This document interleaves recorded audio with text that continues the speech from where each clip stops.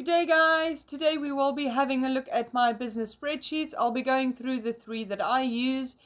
In the comments below you will find the links to those ones if you'd like to use it in your own personal business.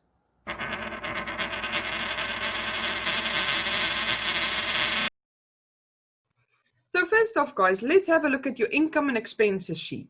Now on this front sheet, it will calculate everything automatically for you. So if we go into the expenses and say, on the 5th of May, we went to Lidl, we spent £10, and for argument's sake, let's say that is £2 just for ease, and then we bought £8 worth of tools. Now, in this invoice bit, you will put in the invoice number if you've had the invoice, or you will put in a VAT receipt number, so it's easy for you to go back and find that specific receipt that has to do with a specific purchase. But yeah, at the bottom you'll see your expenses is £10 of money going out of the business with £10 of value coming into the business. Now if we go back to the total sheet, you'll see there your expenses and your VAT output. So this is the money you are paying to the government for VAT when you buy. Now let's go to the income and say on May the 10th, Toolyard came to our shop and our invoice number, and then they bought by card. They spent 20 quid on buying the tools with our upsell and everything we do. And we are not VAT registered, so we don't have to put in VAT. But if you're VAT registered, you need to put in your VAT in this bar.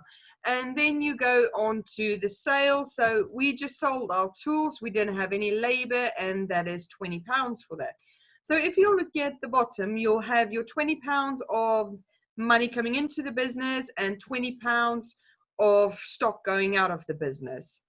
Now, yeah, you've got your details in the end. You can, anything that you don't have at your top, you can put in there on the side, like stationery, if the business needs stationery. You just need to have a look at what is your specific business and adapt them to your business needs. Because if you're baking, obviously you'll have the sale, you don't have any labor, but on your expenses side, you'll be purchasing like flour and all those type of stuff. So these top bits you just need to adjust to your specific business and what your outgoings are.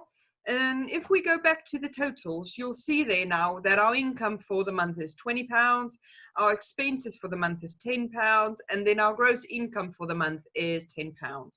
And then yeah, at the bottom you'll see the VAT as well, also calculating. Obviously we didn't have any input, but we did have output, and then the VAT return amount. So this will be your second sheet that you'll be looking at. So yeah, at the top we've got all our income, and then yeah, we've got all our outgoings. Now your outgoings and your income, as per the previous sheet, where you change your tops, you'll just change these to the same categories depending on what exactly it is your business is. Now, yeah, at the top, let's say we are just doing some sales, we're not doing any labor, then we'll just say for April we've done 10, May 20, let's just put it up in increments of 10 just for the sake of showing you guys. And then you'll see here at your total receipts that will automatically calculate every single month for you, and it gives you a total of what your income was for the entire year. So this makes it quite easy for you to see exactly where you are and where you would like your income to go. It will help you plan for the future as well. Your first year, you won't really have any idea, but after your first year, you can use this as a forecast.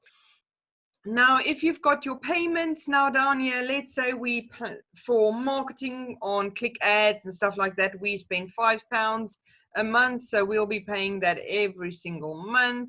And then for the tools, so let's say if we bought some tools that we are going to sell. So the first one we didn't make a lot. So let's say that's 8, and then we did a bit more. So that's 16, and then 24. So let's just take it up in a few increments, and then you'll see there. So yeah, at the bottom, your totals get calculated as well.